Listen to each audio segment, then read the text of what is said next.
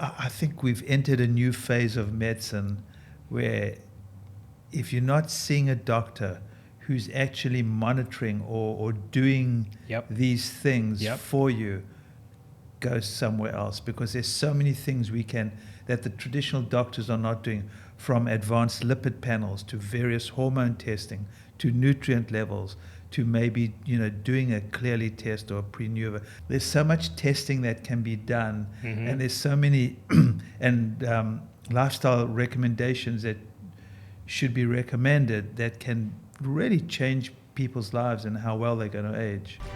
Health, fitness, mindset, nutrition. Live better and longer. I'm Saad Alam, and let's hone in. Really excited to have you, Dr. Frank Lipman. We've known each other now for 5 years probably. Time has gone by. You are a master of your realm. You've published 7 books. You're now the CMO of Hardy, which is an incredibly interesting longevity startup run by some real kind of industry veterans, on top of the fact that you have one of the most arguably premier practices in the country, which is 1111 Health in the city. So I'd love if you kind of just opened up, tell us a little bit about yourself, and then there are a bunch of questions that we can go right into. Sure. So I qualified as a physician 43 years ago. Been a physician a long time. And early in my training, I realized the shortcomings of Western medicine. So I started exploring other types of medicine, and I grew up and trained in South Africa, and when I immigrated to the States in 1983, 1984, because we didn't want to live in South Africa during apartheid. And when I came to the States, I had to do a residency in internal medicine. This is 1984. And after a few weeks of my residency, I was really disillusioned with Western medicine. And there happened to be an acupuncture clinic doing detox in the South Bronx at the hospital that sponsored me for a green card. So I went to check out acupuncture, and I fell in love with acupuncture. And that began a whole journey exploring other types of medicine. So during my residency, I was spending time at the hospital, and I was seeing the wonders of Western medicine, how we dealt with acute heart attacks, acute pneumonias, broken bones. It was wonderful for crisis care. And I was going to the acupuncture clinic, and I was seeing that they were helping people who were tired and couldn't poop and had headaches. And I saw, this was 1984, and I saw the future of medicine would be a combination of Chinese medicine and Western medicine, because they were both good at different things. So I started going down that route. How do I combine Western and Chinese medicine? And I started learning meditation and herbal medicine and nutrition, and eventually sort of got into this functional medicine world and started pioneering and started practicing what we now call functional medicine. And as you just get better and better at your craft, and you use whatever works for people. And that's what I do. And then, I'm now 68, almost 69. And as I got into my 60s, I started getting interested in anti-aging or longevity, because, I wanted to sort of stay young or healthy as I got older. And I started looking at all the research and realizing there's a lot of research on how to age better. And I wrote a book on it. And now I really practice what I would call longevity medicine.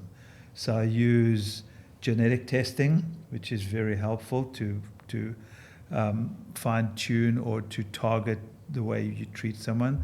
We use a lot of blood testing, a lot of biomarkers, inflammatory markers, metabolic markers, hormone markers.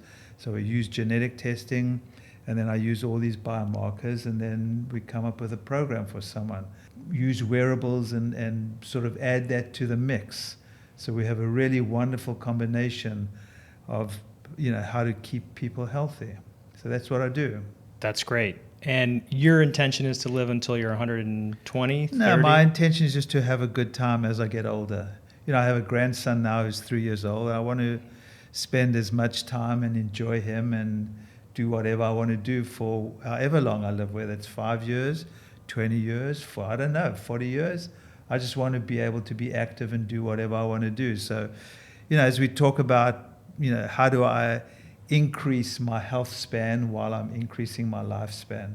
So I just want to stay healthy and do whatever I want to do until I drop dead, whether that's, hopefully it's not tomorrow, but so it's more about staying healthy and vital as I get older.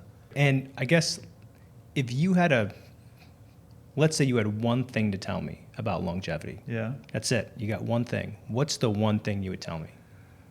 Well, it's changed over the years. Probably the latest thing I would tell you is exercise. Mm-hmm. But exercise wasn't something I did enough of when I was younger. And as I've gotten older, I've realized how important, especially strength training, which I never did. I hated strength training. I used to do yoga and I ride my bike. But now, and this would be a different answer where I gave you probably a year ago, Mm-hmm. now I would say exercise, in particular strength training, because as you get older, and I feel it, as you get older and you start losing muscle mass,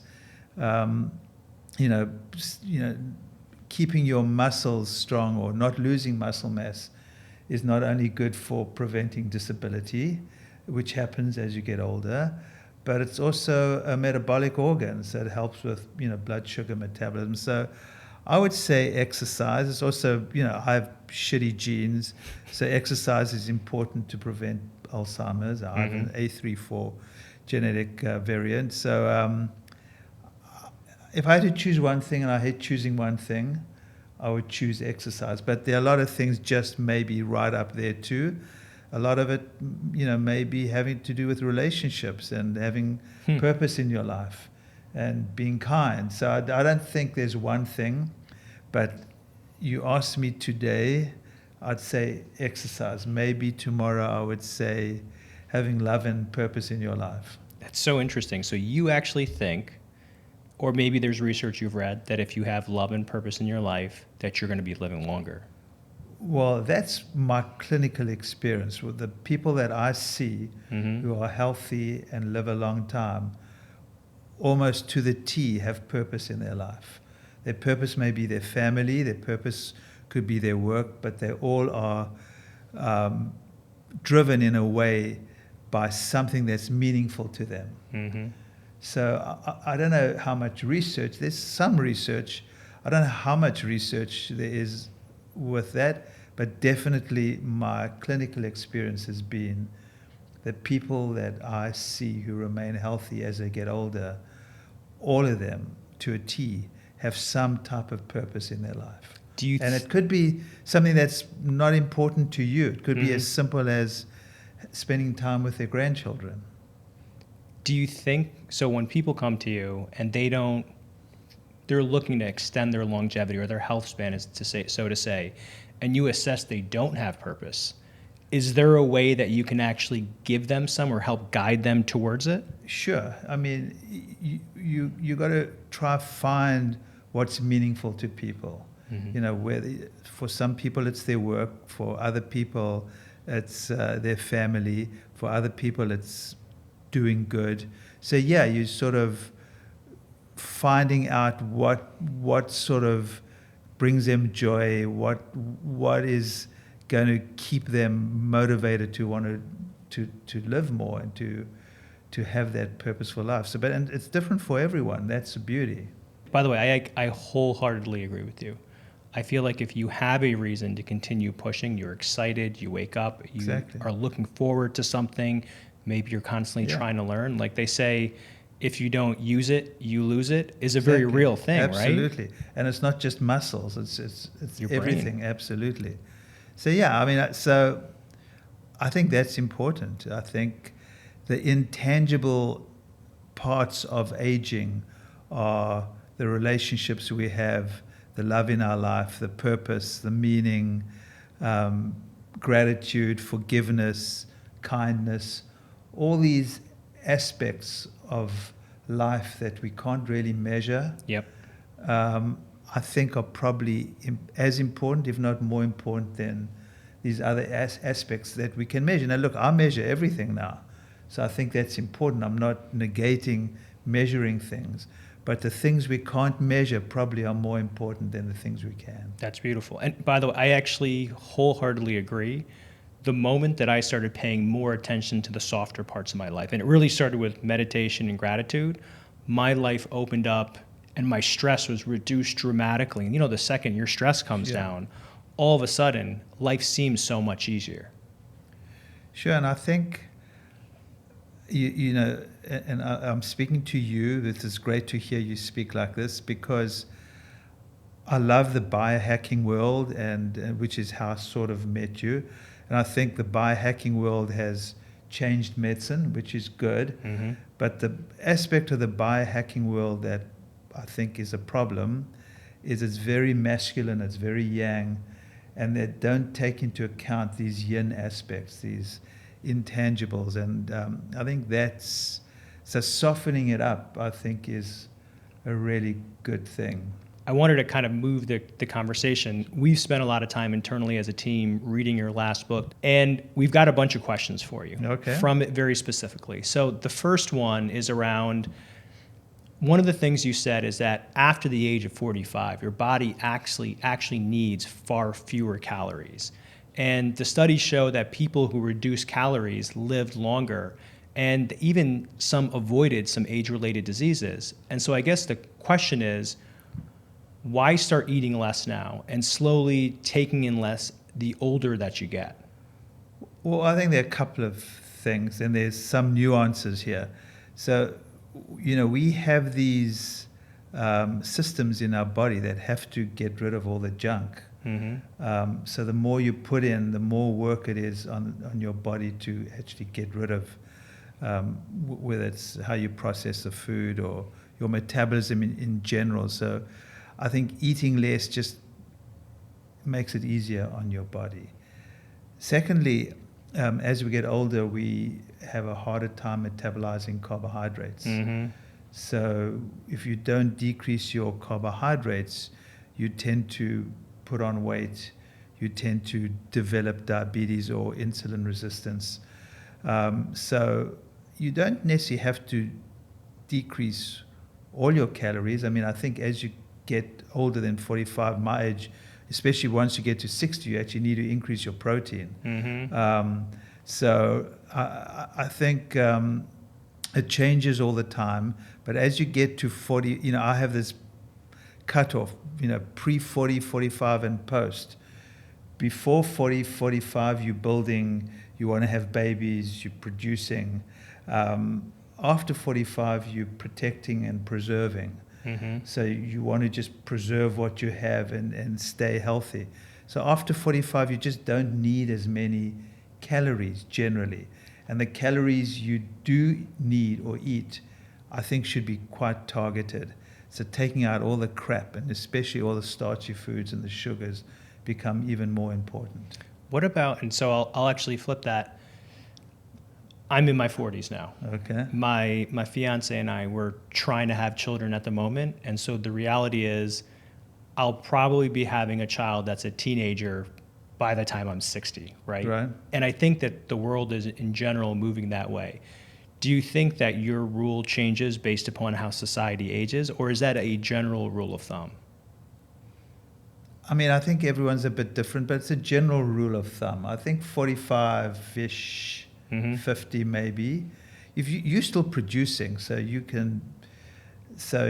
still fit into that pre-45 age. Let's just call it 45. But if you're still having babies, Mm-hmm. maybe going up to 50, let's say, that we can make like the cutoff point at 50. I don't think there has to be a cutoff point, but I think there's producing and growing and developing, and then there's a time in your life where it's about preserving what you have. I like that you said 50, because I have a feeling that's probably it could be 50. I mean, 45 is, exactly. And so the other thing too is, right, we've talked about this so many times. People are so steeped in their habits, and a lot of their habits have been formed over 30, 40, 50 Sure. years, and a lot of people just want to continuously eat, or it's very hard for them to shift that backwards. How do you get someone to cut down their caloric intake without some kind of appetite suppressant? Well, so the way I work and what I find most effective is, and I do it to myself in a way as well, you got to scare someone enough or make them aware that of the consequences of eating too much shit, not exercising, not doing the things that keep you healthy. For instance, I have this ApoE3/4 gene variant where 25% of the population have it. It makes me more prone to Alzheimer's, heart disease, etc., etc. I don't particularly love exercising. I can meditate more easily. The diet and fasting is easy. Exercise for me is work. It's not, I feel good after I exercise, but I don't go in the mornings, God, I'm going to exercise. I love riding my bike outside. That's different. But I don't, even though I know I feel good after exercise, I don't go, to the weights in the morning. God, I'm looking forward to doing the weights. I can do it because I need to do it. So I know how important exercise is for me to prevent Alzheimer's disease or to prevent me from being disabled. So that's what I do to my patients or say to my patients. You don't want to put on weight. You don't want to have aches and pains. You don't want to lose your memory. You don't want to have brain fog. And you don't have to. But as you get older, it becomes harder and harder to maintain what you want. And you just got to work harder at it. So you got to eat a little bit less. You got to, sometimes fast. You got to exercise more. You got to do something for the stress. So you got to scare someone a little bit or make them aware of the consequences. You got to make them aware that it's not as easy as it used to be, and that's just the reality. And, tell them that it's actually, these things are modifiable. You can change. You just got to work at it. And so that's a struggle I have in my head. It's not a struggle. I mean, that's just why I don't want to lose my marbles. I want to stay healthy and enjoy my grandson as he, grows older as well. So, it's a matter of sort of the carrot and the stick. And you asked, how do you get people to eat less? The easiest way to get people to eat less is to do intermittent fasting, because I automatically eat less because I don't have breakfast. So I'll have, for instance, let's say I have my dinner at 7 o'clock, or let's say I finish at 8 o'clock. I won't eat anything until 12 or whatever, 16 hours-ish. So I tend to eat 2 meals because I'm not having breakfast. So I tend to eat less just because I'm fasting. So it sort of happens automatically. And that's what I see a lot. When you get people to have that 16-hour break of not eating or condense the amount of calories they eat in an 8-hour period, they tend to eat less. And, really great tip is, I put some ketones in my coffee in the morning, and it, you just don't get hungry. I mean, apart from making me sharper, you just don't get hungry. So that's a nice little tip. But generally, if you do intermittent fasting, you tend to eat less. So tell me about what ketones are, actually, because I actually am a huge fan of ketones, HVMM, but I think a lot of people don't necessarily know. Well, that's a good question. What are they? I mean, it's just a way of fueling your body and giving it an energy source that is different to carbohydrates. We're used to just getting carbohydrates and getting the sugar and having the sugar do the work. When you're fasting, and especially when you're fasting, I mean, I know that a lot of the athletes are using ketones as well. I mean, I'm not exactly sure how effective it is. I think a lot of the athletes need to use carbohydrates and ketones. But when your body doesn't have the sugar and the carbohydrates to function, and you have the ketones sort of do that work, and it's just a much healthier, especially temporarily. I mean, people can be in ketosis a long time, it's, I'm sure that's very difficult. I just am happy to do it in the morning, and my philosophy is you've got to make something doable for people. It needs to be practical. You can't get it, if it's not accessible, people are not going to do it. So you've got to change people's lives in a way that they're going to do it. If you make it too difficult for someone, it's not going to work. So ketones are sort of a nice hack to get into that, that metabolic state, which is actually good for your body, good for your mind. It's not that difficult to do if you just put ketones in your coffee, as opposed to doing it by starving yourself and eating a certain way. So I don't know if you know this, but I actually started fasting right around the time I met you, and because of you. And I remember I was in your office and I was telling you, Frank, I actually don't like fasting. I get really hungry about the 12-ish hour mark. And you helped me change my perspective, which is, you said, think about it this way. Right when you're hungry and your stomach is kind of growling and your brain is telling you, Saad, reach for that piece of food, if you push through it, there's a superpower on the other side, which is your body starts mobilizing your carbohydrate source to your fat source, and that's when the ketones start generating. And if you can get to the other side, there's a tremendous amount of clarity. Yeah, there's clarity, and it's just good for your metabolism. It's good for your, so many people, I was pre-diabetic too. One of the best ways to manage sugar dysregulation is intermittent fasting. So the intermittent fasting and the fasting, because it gets you into that ketosis to a certain extent, is good for your brain. It's good for your gut. It's good for your for the aging process. It triggers longevity genes, but in particular, it's really good for your for sugar metabolism. Some people lose weight. Not everyone loses weight with it, but some people do. And I think part of that is because, your insulin levels drop. But not everyone loses weight. But as a general rule, it's good for sugar dysregulation, for, insulin resistance and aging in general. What does that mean, insulin resistance? So the way I explain it to people is, you don't just become diabetic. Mm-hmm. It starts off with you just not metabolizing sugar properly, and when that happens, you have to create more insulin to help the sugar get into the cells. And the more that's happening in your body, your cells get resistant to the insulin, so your body has to create more insulin. Mm-hmm. So after that's been going on for a while, you then become pre-diabetic.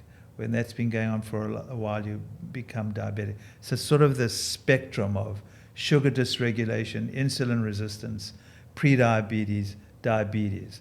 So most of us are somewhere along the spectrum. Insulin resistance is relatively, well, it's not early, but it's an earlier phase in pre-diabetes. What are other hormonal changes that happen as a result of fasting? Because there are a lot of just superpowers.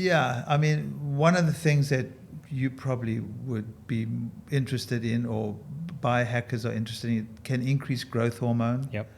But it's going to affect a lot of your hormones. The big ones, I think, are insulin and growth hormone, but the other, all the hormones work together. It's a symphony.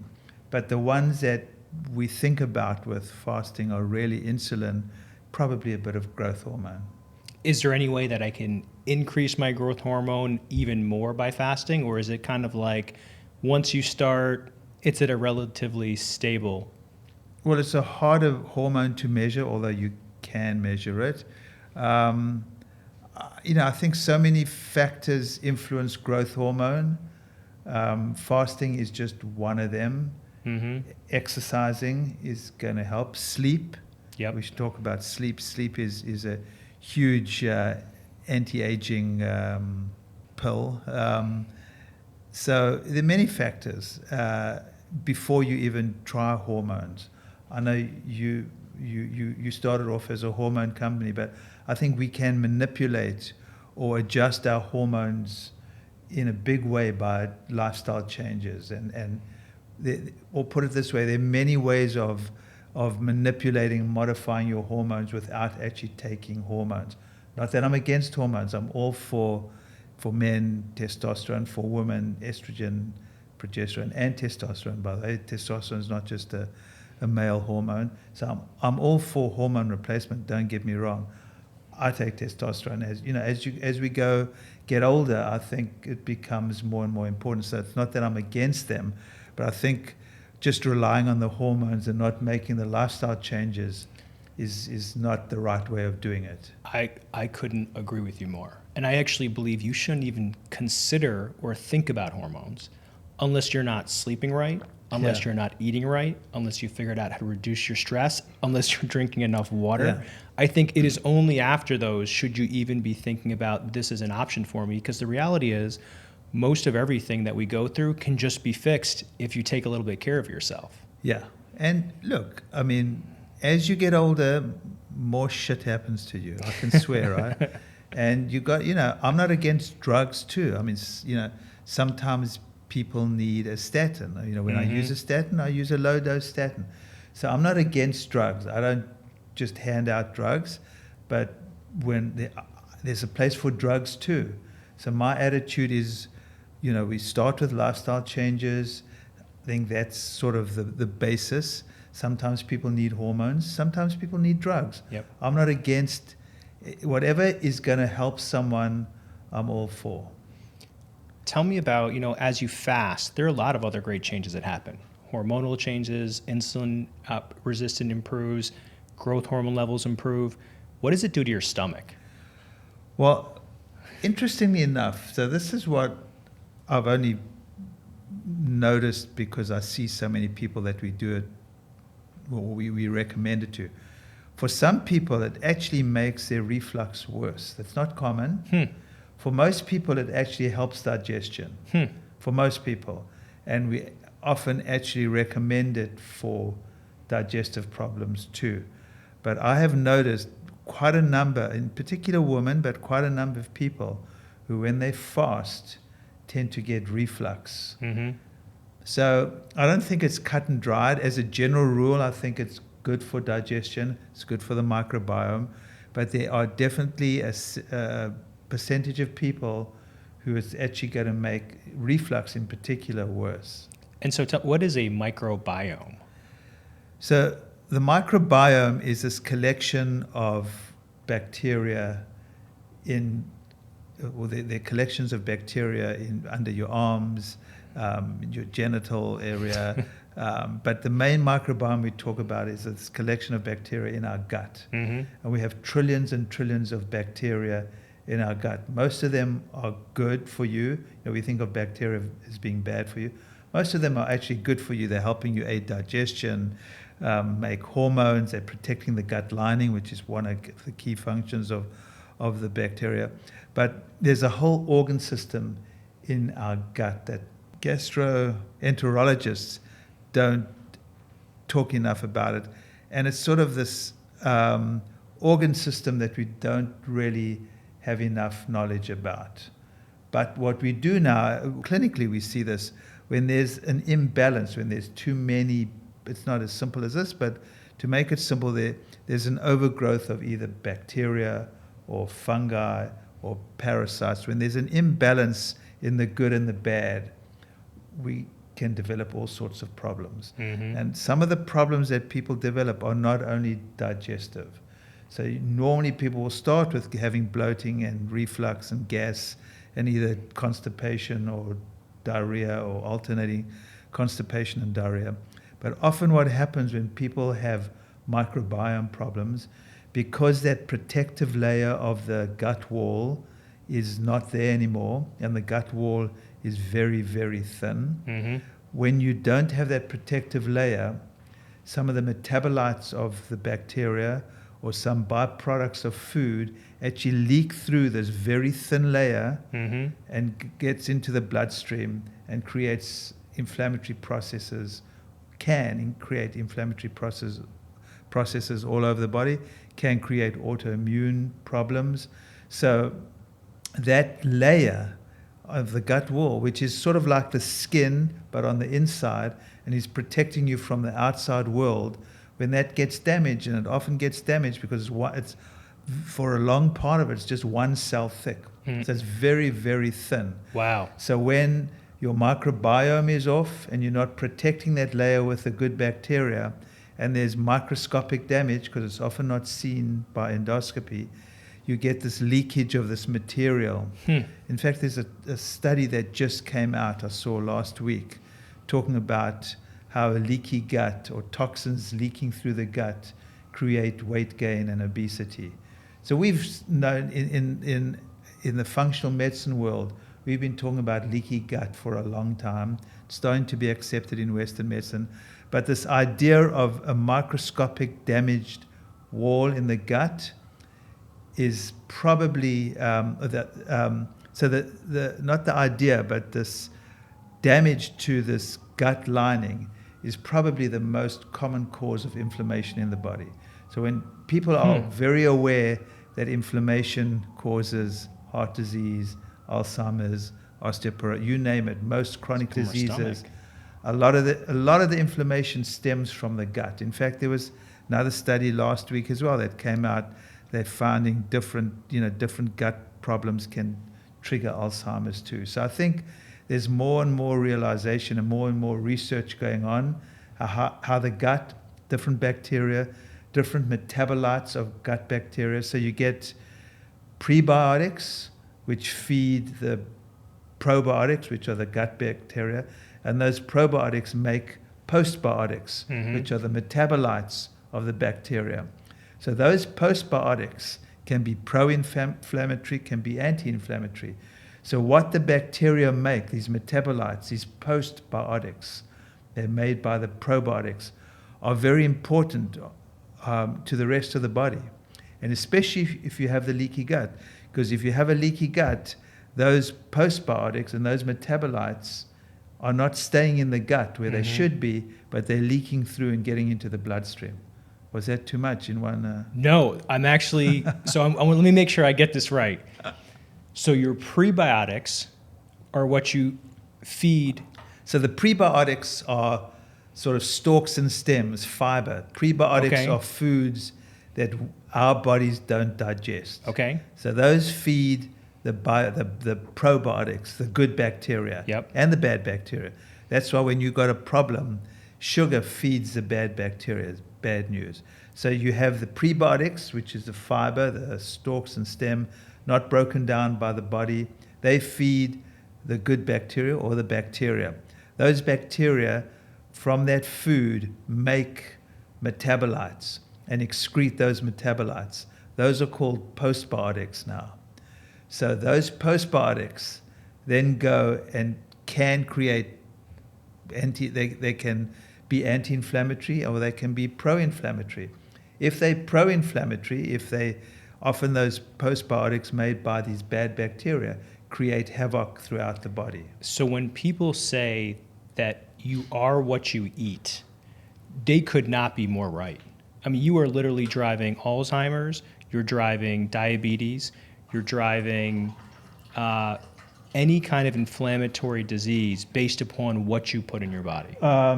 To a certain extent, you are what you eat, but you also are what your bacteria eat and what they excrete. So I see a lot of it, in particular young women, but young men too, who had a lot of antibiotics as kids. When you get given a lot of antibiotics, my generation of doctors overprescribed antibiotics. Every time you went to a doctor with a cold or whatever, you got antibiotics. Those antibiotics kill whatever bacteria are sensitive to that antibiotic, many of which are the good bacteria that are protecting your lining, keeping your gut working well. When that happens and they're killing the good bacteria, you get an overgrowth of yeast or bad bacteria. Those bad bacteria are going to then metabolize the food that comes in. So if you've got an overgrowth of, everyone knows about SIBO, small intestinal bacterial overgrowth. You also get small intestinal fungal overgrowth. When you have that problem because of bacteria or because of antibiotics, overuse of antibiotics, or even too many PPIs, proton pump inhibitors. But when you have this imbalance, even if you eat a healthy diet, you can have problems. So it's not as simple as you are what you eat. You are what you eat, but you also are what your gut bacteria are eating. So if you have an overgrowth of these bad yeast or bacteria, sometimes a good diet can still be a problem. So because you've got to get rid of the bad bacteria or the bad yeast before you can actually solve the problem. So yes, it's, to a certain extent you are what you eat, but it's a little bit more complicated because a lot of it has to do with the microbiome and the flora in your gut. So you realize that you just scared the hell out of me because I eat so healthy, but you're saying, Saad, you could have leaky gut right now. Well, it's important to eat really healthy, but here's a perfect example. If you have an overgrowth of yeast, fermented foods, and even some probiotics that you take could be a problem. So as a general rule, fermented foods are good for your gut. But if you have an overgrowth of yeast, that could be a problem. That's why, as you know, I've just been doing this for so long. As a clinician, you get wary of people who have generic rules for what's the best diet, what's the best this. Everyone's a little bit different, and you really need to adjust things according to one's need. Now, that's the beauty of measuring things. You can sort of, and that's why I'm so intrigued by all these wearables now, because, you know, I have a CGM on at the moment. Certain foods will spike my blood sugar, but won't spike my wife's blood sugar. Same food.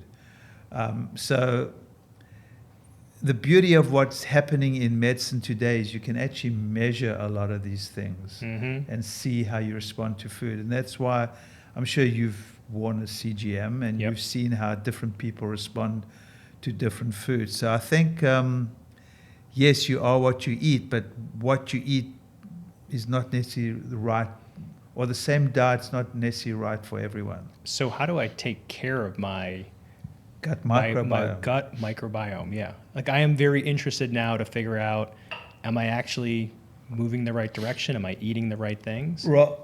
Well, first you got to ideally see that you don't have, if you are eating a healthy diet and you still have bloating and gas and you're not having a good poop every day, it's a little bit loose or a little bit constipated, but your diet is what you deem as healthy, chances are you got a gut problem. Okay. So food sensitivities, the question always arises, is it the food or is it the reaction of the food with your microbiome?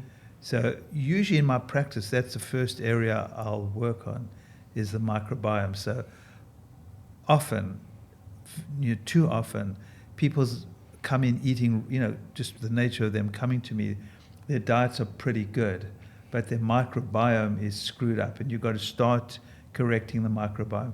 You either got to give them, I use herbal formulas a lot to help balance that.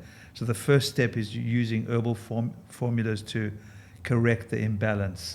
Then you may want to give probiotics. Only after that. First you do that. Sometimes you need nutrients to help with the leaky gut. Sometimes you need digestive aids, whether it's bitters to stimulate digestion or enzymes. So it all depends. But I usually start with the gut and then move on. Which makes sense, because the way you're talking about it, the gut is where inflammation stems from if you have a imbalance. Very often. Talk to me about, I've heard people saying that sugar is a poison. Sugar is the devil. So sugar, first of all, it leads to or predisposes you or causes even most of the diseases that we fear, from heart disease to Alzheimer's to cancer to osteoporosis. Sugar, it will eventually lead to most of those diseases if you're eating too much of it. So, for instance, Alzheimer's is sometimes called diabetes 3.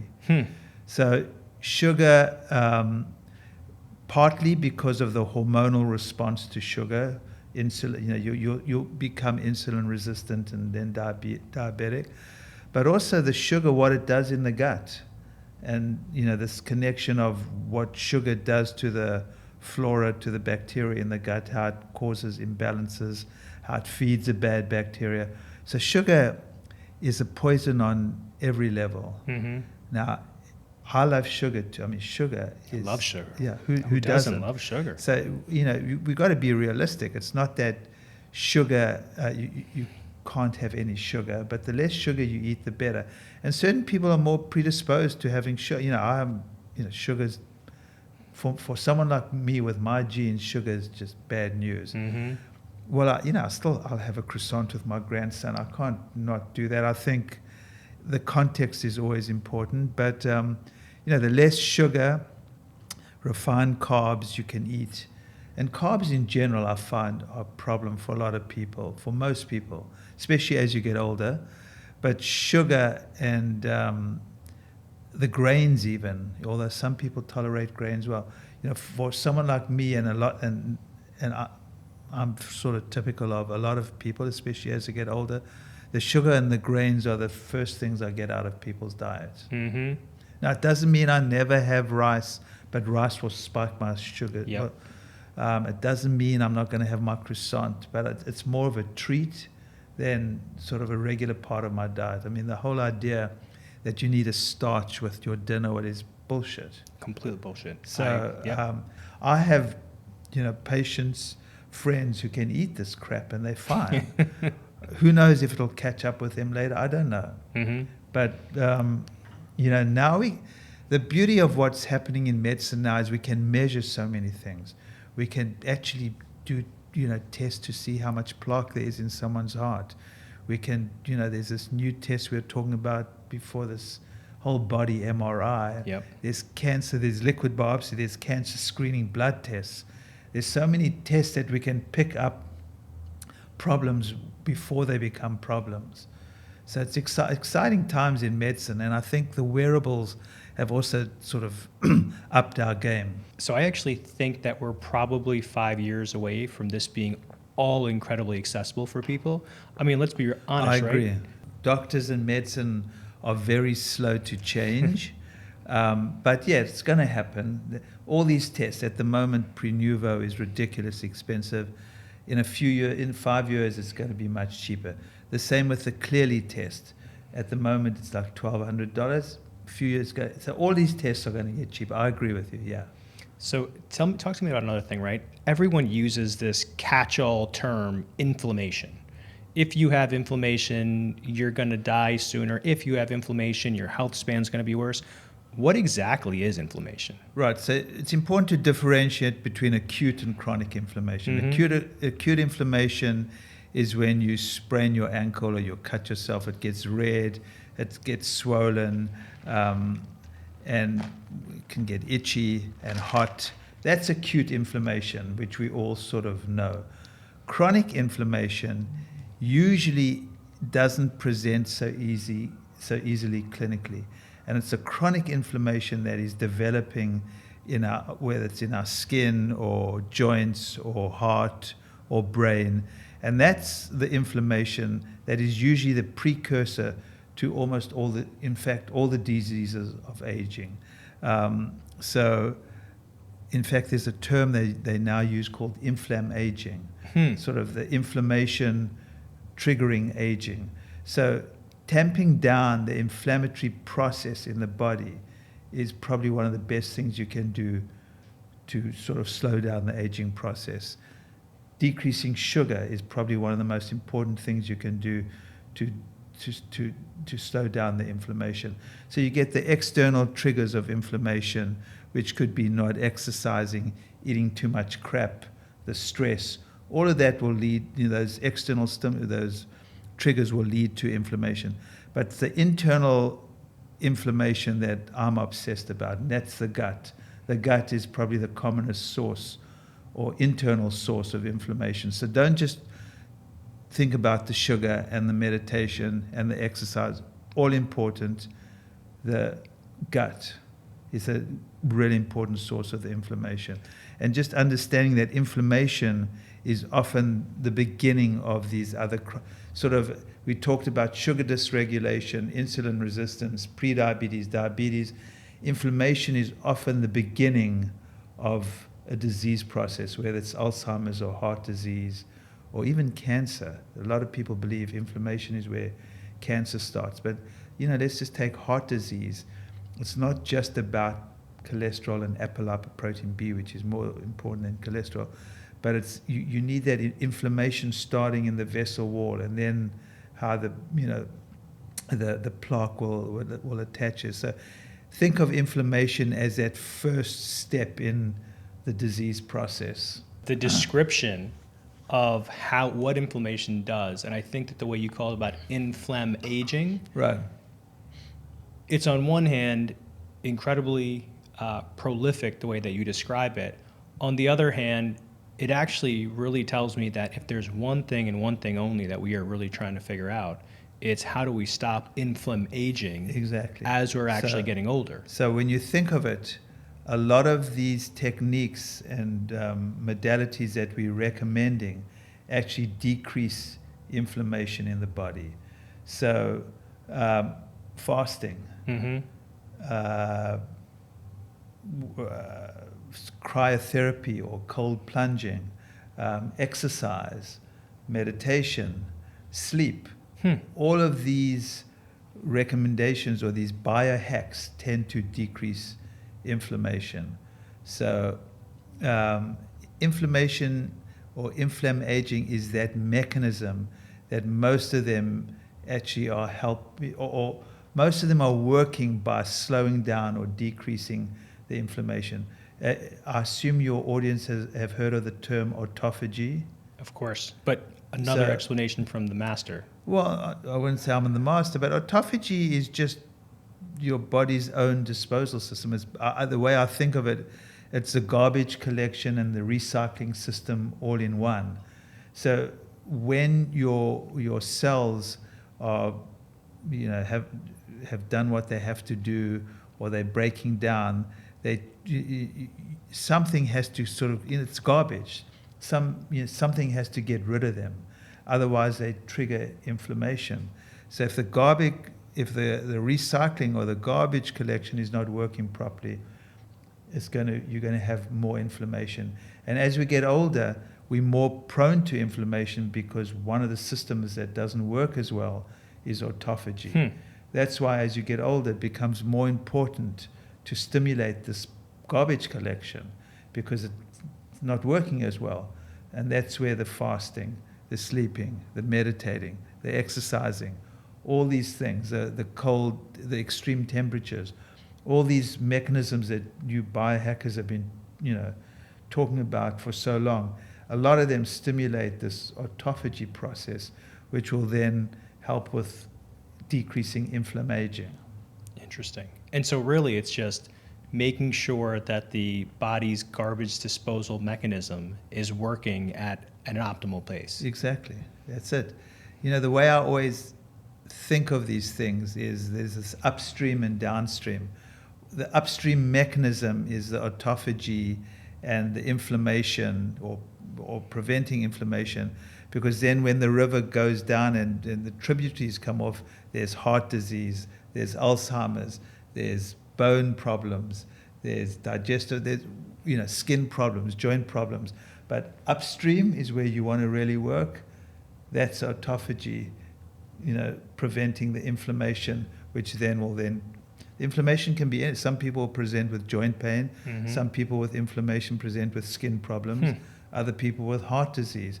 But, in Western medicine, we have the cardiologist, the dermatologist, the neurologist, but ultimately we want someone treating the problem up here, not just where the problem is presenting, because that is not necessarily too late, but you want to prevent that from happening in the organ system. So the whole way we practice medicine is screwed up. We should have upstream doctors rather than just downstream doctors. It's good to have downstream doctors, but we need upstream doctors as well. Well, really the charge that you're leading is you're saying, guys, I've been doing this for 42, 43 years, and I'm telling you, this is the way that you solve downstream problems. Yeah, it's same as in 1984, I saw the future of medicine combining Western and Eastern medicine, and now it's sort of now I see the future is actually combining all of it. It's just about good medicine. It's not about alternative. It's not about biohacking. It's about how do you use the good stuff of Western. Some of that testing in Western medicine is fantastic. Interestingly enough, a lot of doctors don't even do it, which is crazy. And these are Western tests. Sometimes you need drugs. I'm not. Sometimes a low-dose statin can be a lifesaver. Metformin. People are using that for anti-aging. So I'm not against drugs, but I'm all for using drugs when not as a first-line therapy, using other lifestyle changes, supplements, etc. Before you get to do it. Sometimes you do it all the above.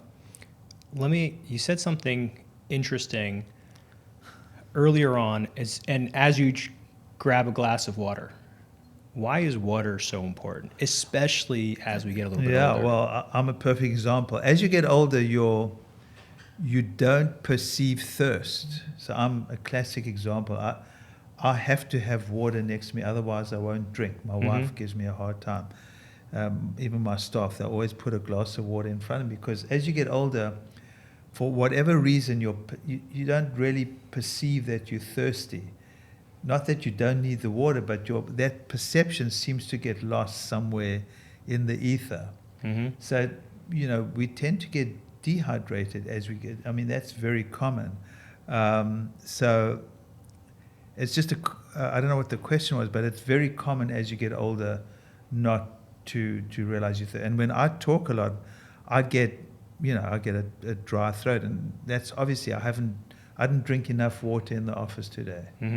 So that's what's happening. Are there any long-term health consequences of not drinking water for 10 years? I'm sure there are. What specifically, apart from you're going to get constipated, and if you feel dry and I get so tired. When I come home and I'm tired, or I'm at home and I'm tired, the first thing my wife will say to me, drink some water. I'll drink water, and it's incredible. So I have no doubt, I'm not sure of the sort of the medical consequences apart from you get constipated, you feel tired, you get dry, etc. I have no doubt. I'm not sure what they are, but I have no doubt there must be medical consequences.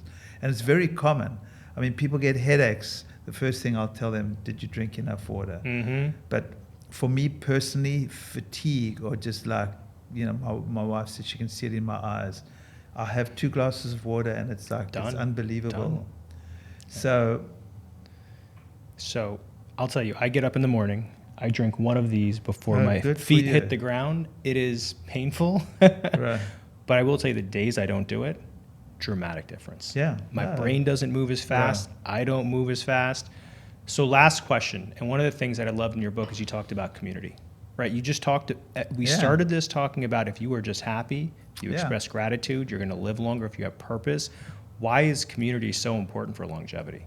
Well, first of all, we also started there. How many studies? There are tons of studies on loneliness and how bad that is for one's health. But, having a community, feeling safe in a place, feeling loved, feeling comfortable, being able to say what you think, I think is priceless. So they're just, apart from it just being common sense, that when you're surrounded by people who you feel comfortable with, who think like you, they don't even have to think like you, but there's tons of studies showing this, that people in community generally do better than when they don't have community. And I